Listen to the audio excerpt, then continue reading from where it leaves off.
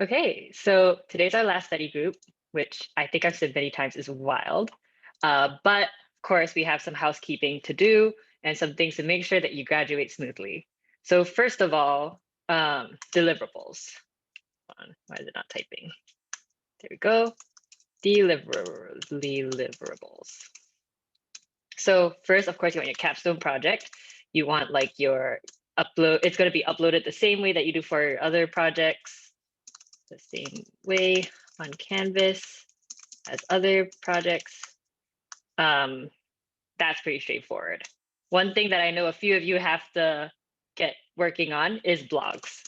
For me to graduate you, you have to have 4 blogs done. You must have 4, each submitted on phase 1 to 4 blog submission links. That's actually one thing I'm going to check before I officially mark you as graduated. It doesn't have to be in order. Like I know some of you are still like 1 or 2 blogs behind. So if you do your review, you don't have to have your blogs done before the review. You can get your review over with and then work on your blogs. It's really up to you. It's just that all these deliverables have to be done before I can mark you as graduated in the back end. So these are the main things, really. Presentations are going to be across 2 days. I think I've talked to most of you already. It's going to be on March the 1st, this coming Monday, and March the 8th. Preferably, and I have talked about this with most of you already, preferably your review comes after the presentation, just so that I can give you your presentation feedback and then we get into our review as usual. So you should already know which day you're presenting on. Later today, I'll just post like a summary of who's going on what day, and that will just be the order of presentations. If anyone has any strong feelings about what order they want to present in, let me know. I can accommodate for that. First come, first serve. So yeah, these are the main deliverables. Next, think about post-graduation. So the date that you passed your review is going to be your official graduation date. So everybody here is going to have different graduation dates based on the day that you pass your review. I submit your feedback and I mark you as graduated. So official graduation date, that date is the date you pass your review. After that, within 2 weeks, you will get your certificate emailed to you. So 2 weeks, your certificate will be emailed to you. It is signed by our CEO. It has, I think it says 525 clocked hours of Flatiron School's online data science program. So you can use those credentials in like your resume or whatever. On top of that, there is a graduation ceremony. So graduation ceremony for you all. They actually do combine everyone who's graduating in the month of March into one graduation ceremony. So you will not be the only cohort at this ceremony. There will be, I think, 1 software engineering cohort and any like part-time students that graduated during the same time. And your graduation ceremony is on April the 8th. And I believe it's at 7 p.m. Eastern. I'll edit this if it needs changes. I'll also add it to your class calendar once I confirm that date. Invites to this graduation ceremony will be sent to your email end of March or early April. Will be sent to your emails early April or late March. Part of this invite will also have like a form. Why is it not typing anymore? All right. This invite will be a form where you fill in your address, mailing details, so you will get swag mailed to you to get swag. So I believe you get like a hoodie and a t-shirt, if I'm not wrong. Maybe a notebook, I forget. But you'll get swag, and the form where you put in your address details will be part of that email. Let's see, what else? Oh, actually before graduation ceremony, next week or the week after. So in like early March, you'll receive an email that will give you instructions on how to download all the Canvas content. So you get to keep whatever you download, but then you will actually be rolled off the Canvas platform after you graduate. And there is like I think you have like a few, I think it's 2 or 3 weeks after your graduation date where they'll start rolling you off. So read that email on how to download all of the labs, all of the readings that you would like to keep. You can also download your projects too. Get email with instructions on how to download Canvas content.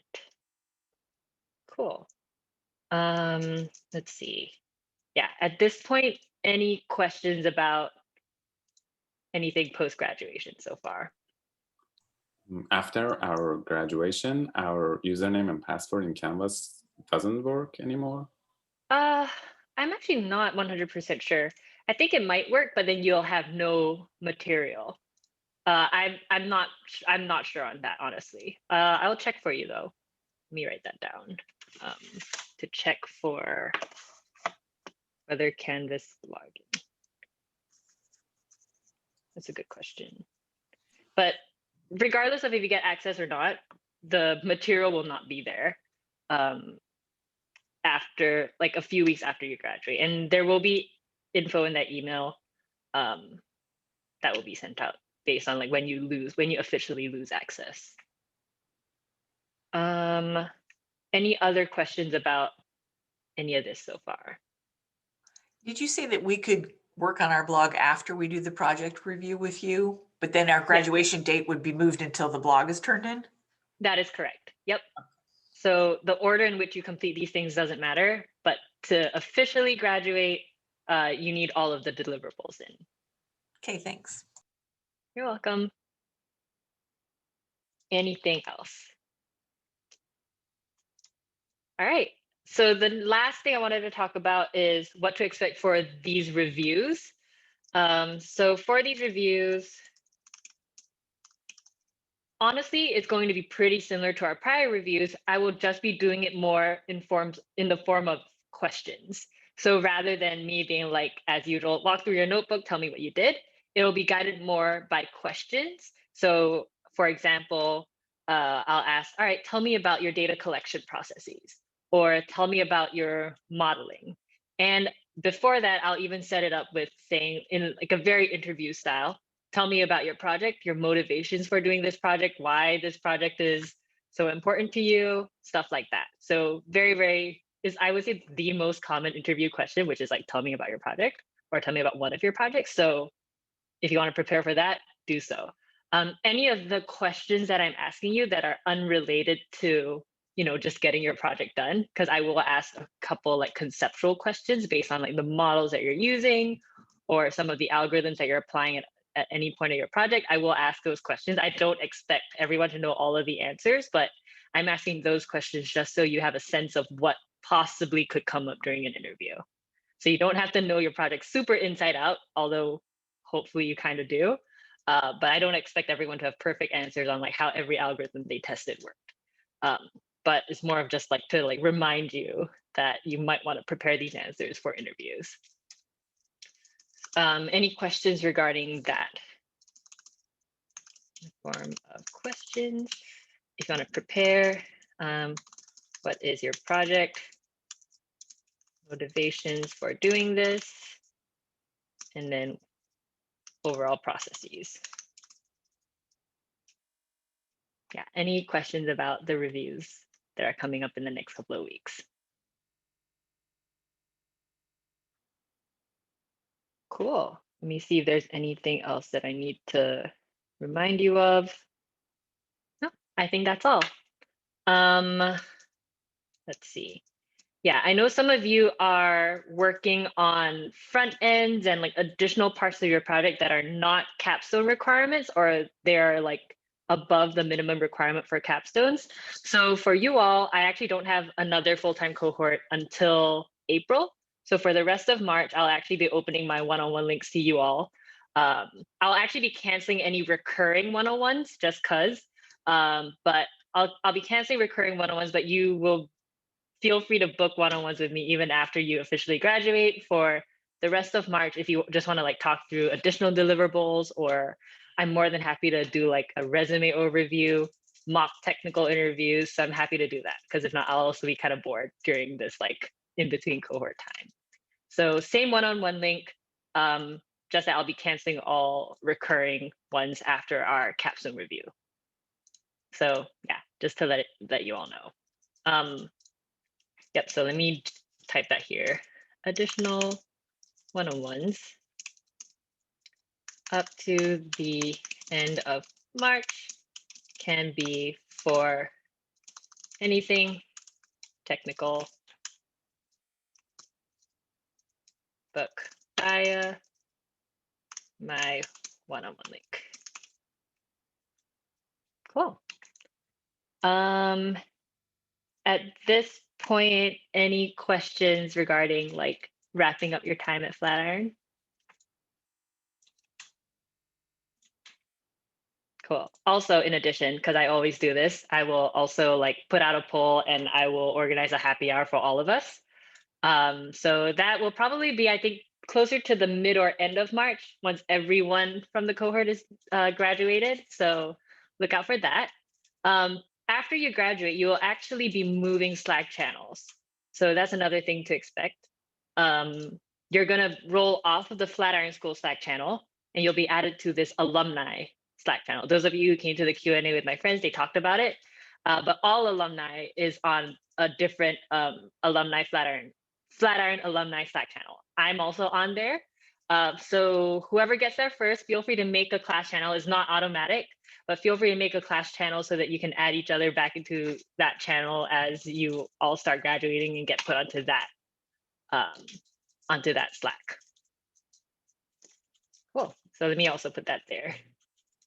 Slack, you'll be moved from this Slack to the Flatiron Alumni Workspace.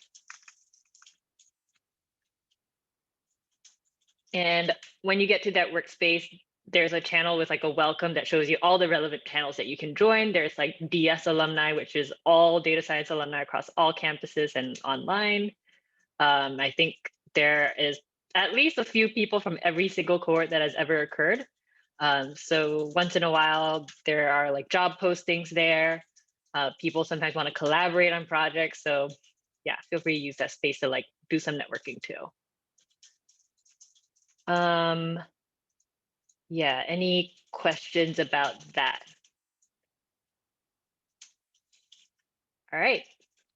One last thing that I forgot. With regards to blogs, for those of you who have already done 4 blogs, I actually recommend holding off publishing an additional one, just because when you get to career services, you'll be asked to publish blogs, I think on a weekly basis or every 2 weeks, I forget what it is. But just having some blogs ready to go once you start that process will make it such that you don't have to prepare so many things all the time. So I really recommend that if you have more than 4 blogs, hold off on publishing them for now, just so that when you're in the career phase, you'll have content to publish then. That's just like a little tip that I have for you all. Because yeah, I think one of the requirements is that you publish a blog every so often. I don't remember what the exact frequency is, but you're gonna have to keep publishing blogs. It's every week. Okay, yeah. So a blog every week is kind of intense. I will tell you that they don't really check how long each of your blogs are, so you can definitely do them in parts. That's something that's like a tip that I've heard from former students as well. So yeah, if you have additional blogs, if you want me to read it, you can send me your drafts. I'm more than happy to look over them. I actually really enjoy reading your blogs. But yeah, I would hold off on publishing just for like that career phase. Cool. Anything else at this moment regarding like graduation stuff? I can stop the recording and then see if anyone else has any additional like project questions. Quick question about in terms of career services. So after our graduation date, then we have, I think, is it 2 months until we have to declare a job start date? That's right. I don't remember the exact number. honestly. I know they actually lengthened it due to COVID at some point, but I don't know what the actual number is right now. There's something that you would confirm with your career coach. But yes, after your official graduation date, which again is the date that you pass your review, you have, I think, 60 days to declare your job start date. And so in terms of like, that weekly publishing of blogs, you don't start that until you officially start your job search. So yeah, and then I think when you start the job search, that starts that like, I think it's like that 6 month clock of like, if you keep up all your deliverables and you still don't get a job, you get your money back for this program. So yeah, those dates and when you declare your start date, some people like to be, I don't know, some people like to think about, if you want to take a break in between like doing this and doing your job search, if you want to like, I don't know, maybe you want to take an additional like certification or course or anything, some people actually wait to start their official job search.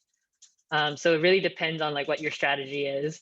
But yeah, it's within the 60 days that you declare an actual start date, and then they start counting the 6 months from that date.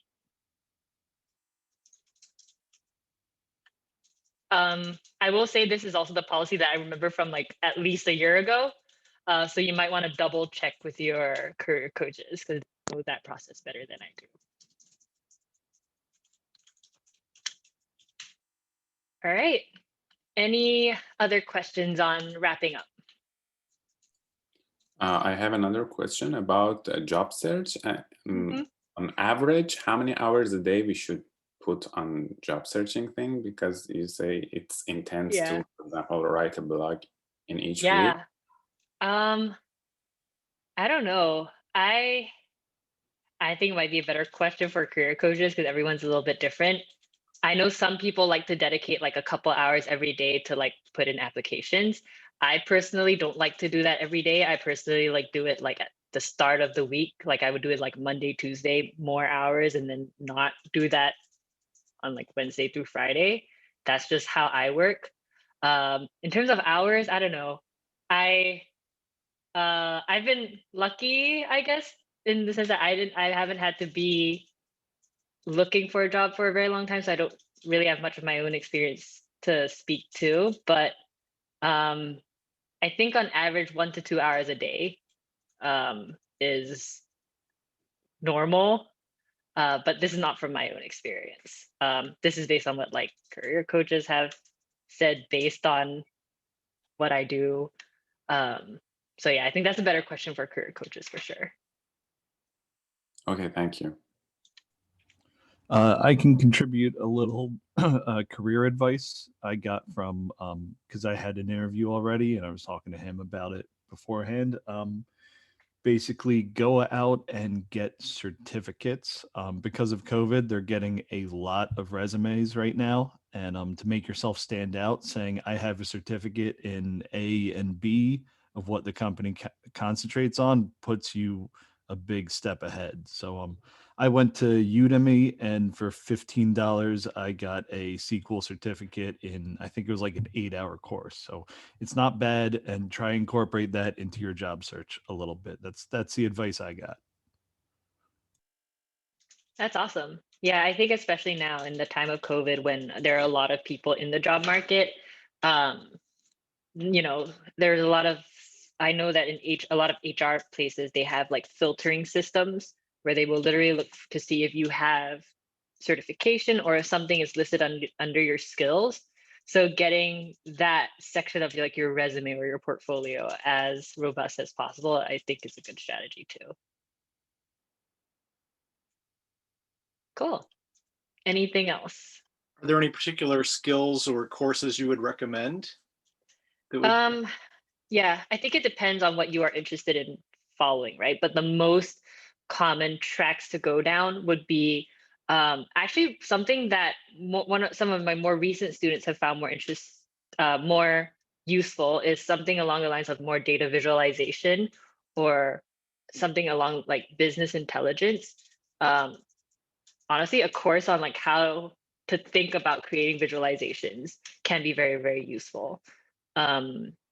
So that's one track.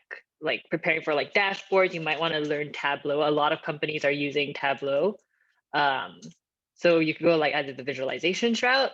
You could also go down like the data engineering route.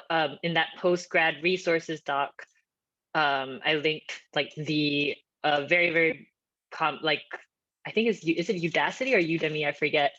They have a data engineering course where they teach you all the basics of that. A couple of like my fellow instructors have done that course and really enjoy it. I know quite a few students have that. That's actually one of the most popular courses on Udemy or Udacity. I forget which one again, but that one's good. Or machine learning. That's what I like. I will say harder to get like a machine learning position right out of boot camp, but it's something that you can build up to. So it just really depends on more long-term what kind of work you see yourself doing. I like knew straight off the bat that I was going to go towards machine learning because I just love the algorithm so much.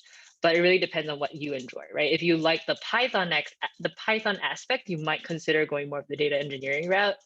And if you like more of like the data storytelling, maybe like doing more visualization softwares, because likely if your job is to make visualizations, it wouldn't be in Python. It would be in whatever like dashboarding software they use, and Tableau is probably the most popular one right now. So yeah, it really depends on what kind of, or like what part of the data science stack you see yourself moving forward in. How about the ones who likes neural networks? Neural networks, I think it's similar. I think there is that like famed neural network course. It is not impossible to get a deep learning job out of bootcamp. There are definitely students who have done so. I'm trying to think of specific students.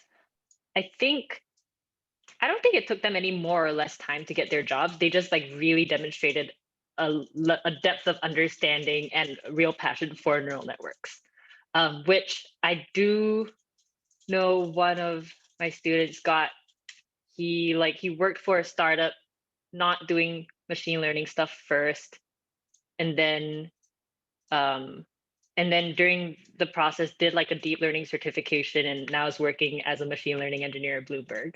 So I think that could be a thing to consider, because it does take time to get like one of those more technical certifications, maybe something in between, I don't know. And this person, I know he was only at the startup for like about half a year. I don't know, time is weird in my head, but yeah. Deep learning is where everything is moving towards. Honestly, all of these data science processes, as you all know, are going to get automated. Not to, yeah, that's kind of a sad note to end it on. So let's not talk about that. But yeah, deep learning is possible for sure, is where I'm going to end it. Cool. Anything else? Awesome. As of right now, I think we're going to have 13 presentations this coming Monday. Depending on how we're feeling, maybe we move some of the people over to Tuesday, but I think by Tuesday is also now with a lot of like project reviews. So we'll see how we do in terms of presentation fatigue with that. But I think 13 shouldn't be too bad. And then another round of presentations on the 8th. Yeah, I'll post a list of like who's presenting on what day later on Slack, so you all can just be aware and confirm what day you're on. And if anyone wants to make changes, I'm flexible on that. Just let me know. Awesome. Final questions on wrapping up in post-graduation.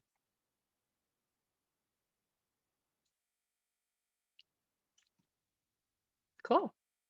I will stop this recording and take any project questions right now.